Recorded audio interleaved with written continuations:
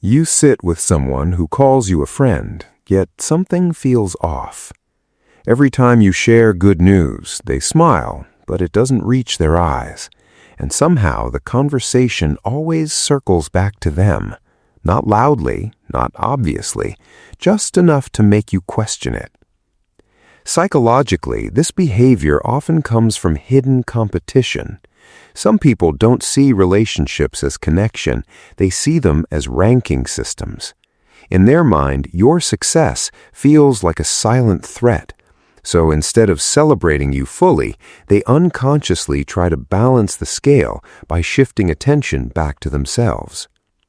Another sign is subtle minimization. You achieve something important, and they respond with phrases like, "That's easy," or "Anyone could do that." This is not always intentional cruelty, it's often insecurity wearing a polite mask.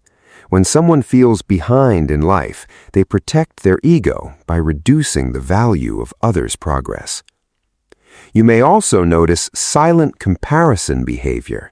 They start matching your choices, your interests, even your style, but never admit it. It's not admiration alone, it's an unconscious attempt to stay equal or ahead in a social race they never openly agreed to. But here's the deeper truth. People who compete with you secretly are usually fighting their own self-worth, not you. Your growth becomes a mirror that reflects what they feel they lack. And if you're not careful, you start doubting yourself, shrinking your achievements just to keep peace. So pay attention, not to judge, but to understand patterns. Because real friendship doesn't feel like competition, it feels like peace.